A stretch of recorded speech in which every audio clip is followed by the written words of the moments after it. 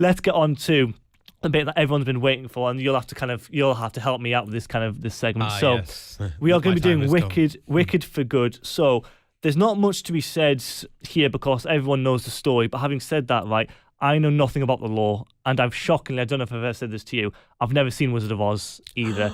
And just a If anyone didn't hear that, that was a gasp. A That knife was to the like heart a for you in that, really. Very gasp. So I'm an outsider on this one, and so I don't really want to say too much about the film, just to kind of not give anything away. But we pick up after the first one, which came out last year, with Elphaba, played by Cynthia Erivo, living in exile, kind of outcast from everyone else. She is now labelled as the Wicked Witch of the West, of course. She continues to fight for the freedom of the magical animals in the kingdom, who are basically oppressed in Oz as they were in the first one. They were kind of treated as outside. Both these films are about outsiders and about people being outcasts and kind of segregation and that kind of thing. And she's still trying to expose the wizards, Jeff Goldblum, for the lies and corruption and the kind of the fake that he is. Glinda, played by Ariana Grande, is now a symbol for the people of Emerald City. She's preparing to marry Prince Fiyero, played by Jonathan Bailey, but she's still haunted by a friendship with Elphaba, which is always lurking in the background of these things. That's always a constant kind of ringing in the background. She and her were once friends, now they're not. And as we know, the conflict between Elphaba and Glinda will and must come to an end in some fashion. Take a listen.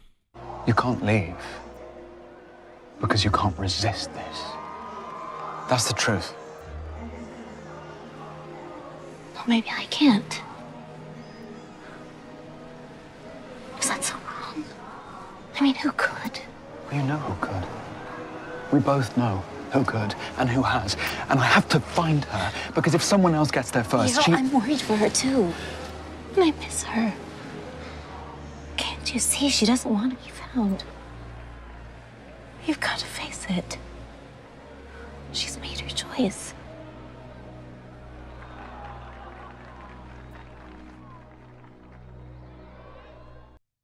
There you go. That's kind of the basics of what you need to know. That's kind of where the characters stand. So I hated the first Wicked film, right? But I didn't hate it because it was a musical. Yeah. Even though you might not believe me. But if anyone was my face, I was like, I'm trying not to like speak through the mic. Like you're virtually kind of going to jump across this desk at any point really towards me. I'm like white knuckled right now. Yeah, but I really didn't take to the characters of the story, which is kind of what I kind of got from it. But I found this to be a much more rewarding experience than the first, and I thought I'd have.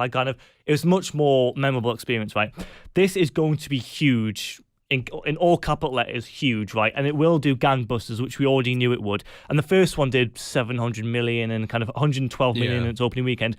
This will raise those numbers. Will it be $1 billion film? Don't know. We'll have to see. So, I found the first film underwhelming as a whole, but I'm going to say my main point right off the bat here, just to kind of, I have to say it. Even though this is not for me at all and not my thing and not made for me, as well as the fact that I found this deflating for a conclusion, and I have issues like the first one, I was able to have an experience in the cinema that showed me and represented to me just how much this film means to people, which is what is the most important thing here.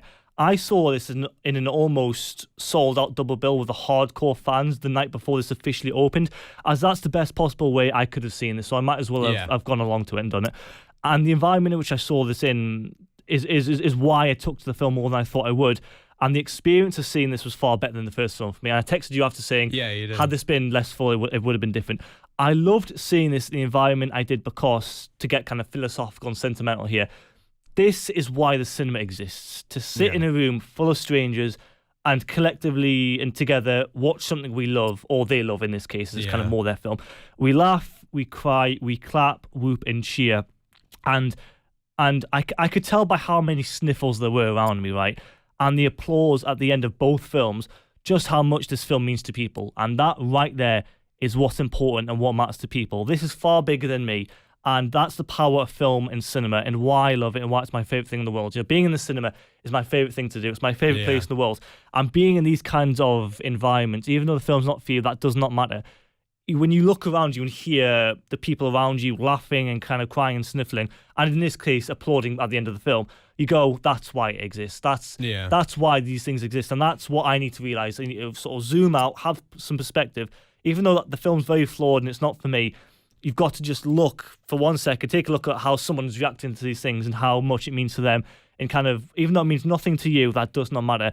it matters so much for other people, and that's kind of what I took away from this. And had this been half as full, or had I seen this in a normal kind of screening with, I mean, any showing that I would have gone to this would have been full of fans, but this kind of the night before the film opens, this is the hardcore. This hardcore. Is I've obviously I'm kind of got a bit of a theatre community around me because I'm someone who does like theatre and does theatre. I had 3 friends who saw it, and I've never and that's how hardcore they were. That all 3 of them were just there. Yeah. Like, and they were sending me photos of the interval bit on screen because I didn't. Yeah, watch I the almost double took a picture bill. of that as well. You know. So yeah. because I didn't get watch the double bill of it. Yeah. But like so, and I was sitting there going, oh, this is the fact that they've done this. Yeah. Because it is you've got to sit there for a few hours. It was 5 hours of my life, you know. So there you go. But that's what I've taken away from it, which is what you need to know. So that's kind of the main piece of housekeeping, really. So, yeah, my stance on the first Wicked, we've discussed this, as you know. But, musicals just aren't my thing and they aren't for me. And but I do think, to give my main disclaimer, right, I do think musicals are a fantastic spectacle, and I can't respect them enough, right? And the amount of planning, training, choreography, and execution that must go into them is astonishing. I mean, watching these great big set pieces, just like, even though it's not my cup of tea, you do sit back and go, it's why cinema exists and it's why film exists, because we go to experience great big grandiose kind of moments and stuff. And I still haven't seen what year did Wizard of Oz come out? It was 1939, I believe. You had that on the ready, of course you did. I had that on the ready, yes. But so you know, I now fully expect people to come out with pitchforks and stuff now that I've demonstrated where I stand. But I mean, I am a fan of, you know, Pitch Perfect 2. These are kind of only ones I like. So I like Pitch Perfect 2, The Greatest Showman, and the Robbie Williams film Better Than Man. So of all the films to pick, to be fair, I've not actually seen Better Man, but I do like the other 2 things. I mean, I had a bit of a Pitch Perfect kind of a cappella obsession at one point. I think everyone did, didn't they? Yeah. Let's be real. We all went excuse me forever and ever and ever, and that kind of thing. So yeah, I mean, this review is kind of split into 2 parts really. It's kind of the experience and then the film. But I did initially scoff at doing the double bill because I'm not sitting through the first one. But the first, as time ultimately went on, I did cave I mean, you might as well kind of go along to the show, because they're showing the second one early, but it's better to experience the film with proper fans. But so, and you know, it's 5 hours. 5 hours did fly by, pun intended. The first one did go up, but upon my second viewing of the first one, the issues were still there. But I did feel slightly more emotional engagement to the story and the characters, which is what was missing from the first time around. So all it took was me to, I mean, had it not been a double bill, I wouldn't have seen the first one. Well, I mean, I'm trying to think, would I have seen the first one regardless before seeing this one? And I highly doubt it. But I was kind of forced to see the second one, which it paid off really. But when Defying Gravity came on, right, I did feel more emotion this time round. Yeah. I did understand the gravitas of it. And I saw this in Dolby as well. And I saw the first one in a completely normal kind of screening. And with Dolby, and it'll be the same with IMAX if you see this in IMAX, I do suggest you see this with the best possible sound, because with any musical you need to have the full-on speaker experience. But with this, you need the full-on whack of the sound. That's really the only way to do it. And I have to say this to you too, and I was holding off telling you this, right? But when the big pause comes at the end of the first one, when she's flying up in the air, and it's the great big pause before the final sing-off, a few rows back from me, someone yelled out the lyrics and just splurted out the lyrics, and the whole cinema burst into laughter. Right? Oh yeah, you just can't contain it. And I didn't laugh because I didn't clock what was going on. I was kind of zoned in and locked in, but all of a sudden there was a great big noise behind me. I was like, what on earth's going on? And so everyone's laughing, and I'm like, what are we all laughing at? I was like, oh, someone's just yelled out the final kind of lyric and stuff. But usually that's kind of quite annoying, but it's this film's already been out for a year and people have already seen the film anyway. And secondly, you're with the hardcore fans. They're gonna react like that. I was expecting people to sing along to this. I thought to myself, oh, I'm gonna have to put up with the singing and stuff for nearly 3 hours. But it was as quiet as a mouse, and people. The only time there was any noise was this person at the end, which I didn't mind. But it was when the film ended and there was the clap at the end, which you got to do. But for the most part, I thought it would be more not disruptive, but I thought it'd be more a louder experience, really. But that was really funny, and the entire cinema just like burst into laughter, and then it was followed by the clap at the end. But I suspiciously thought to myself, I bet someone's going to do it, and it did happen.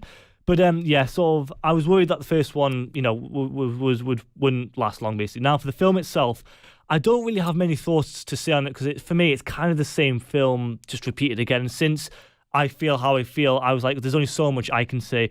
But most, if not all, of the reactions to this said how it wasn't as good as the first one. And considering how I feel about the first one, I really didn't know where it stands on that. Because I'm like, well, given my position and stuff, I'm like, I can only go in expecting so much. I can only get so much from it. But I'm still not at all convinced by Ariana Grande and Cynthia Erivo. I'm still not convinced that they're Oscar worthy either. Well, I think they're fine and they're good, but to me they're just not Oscar worthy. And the fact that the first one, got as many Oscar nominations as it did, does baffle me every time I think about it. And it got, what was it, 13 nominations the first time around? I think it only won hair and makeup. It did. I'm not going to sit here and go, oh, I'm glad about that. So it is what it is. But the fact that it received the awards that it did, I was like, are we really doing this? But hey, there you go. But since I knew nothing of the story, I didn't know how it should end or how it was going to end or in what format it did. And when I think of most conclusions, this is kind of when I went a bit wrong with the film. When I think of most conclusions with films, I do think of stuff like Return of the King or Endgame or Deathly Hallows Part 2. And I didn't think this would be those films at all. But I wasn't expecting what we got. This is much more of a grounded, serious kind of confrontation. One of the things that one of the issues, I love the both films. But one of the things that when they said we're going to split in half is that as someone, so I've seen this live twice. I've seen the musical live, I've seen the West End. I love the musical and the soundtrack, all the characters. When they said we're doing it in half, I thought, ooh, that might not work because the musical, especially the stage version, the first part is incredibly light and the second part is a much darker and grittier. And when you're together, it's very balanced, but then you're stuck having one film that's incredibly light and colourful and great, and then you've got the much more dramatic kind of undertones of the story coming to a head in the second film. Exactly. And in terms of the sort of set piece and stuff, I don't know what was so different, but they felt a lot longer this time around. The songs felt... I mean, I went to the bathroom during one of the songs, and I came back and they were still going. Yeah. And I was like, wow, this is kind of... Obviously, with musicals, you have to factor in how long songs take. You have to factor in how long each song and dances, and sort of you have to... Whenever doing a musical, you've got to think, right, strategize and plan out how long that song's going to take, how long that song's going to take, and kind of really be kind of clever about it. Because it was the first Wicked film was 2 hours and 40 minutes, I think. Yeah, it was. Yeah. When you look at the film itself, it was 2 hours of film and 40 minutes of soundtrack. Oh, okay, that makes a lot of sense. When you think about it in that sense, because they basically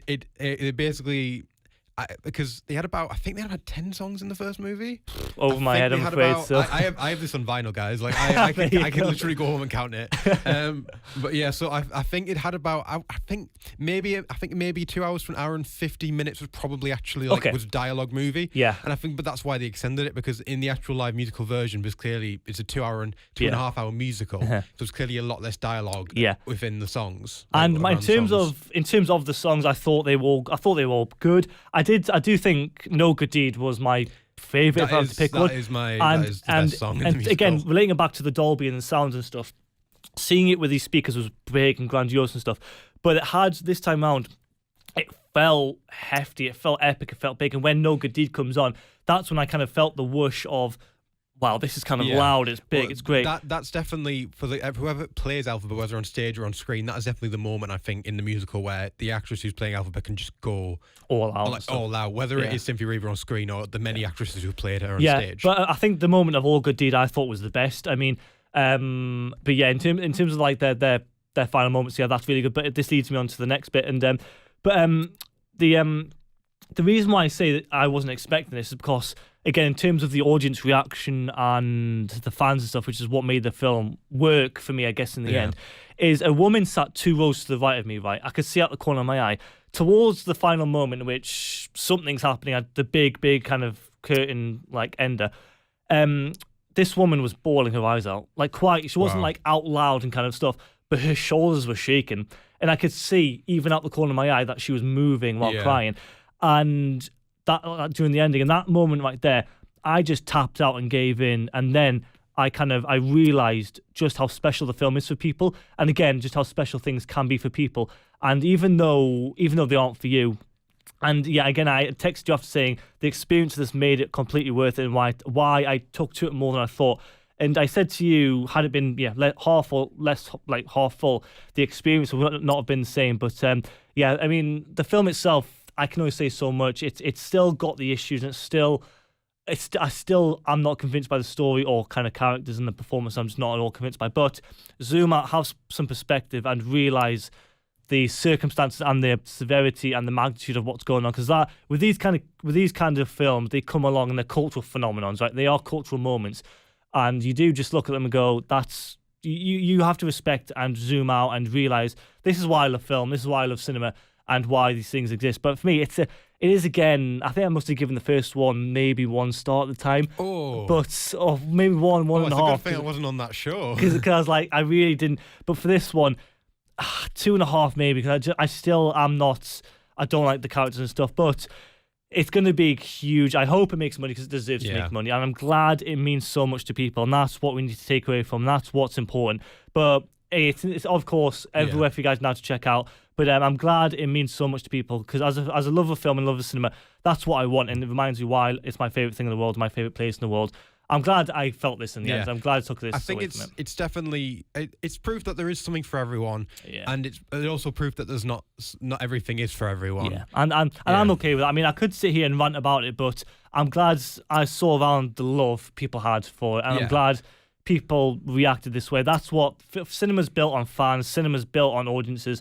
And the love we have for film and cinema and for brands and properties is why cinema exists. And over to you now, Adam. Yes.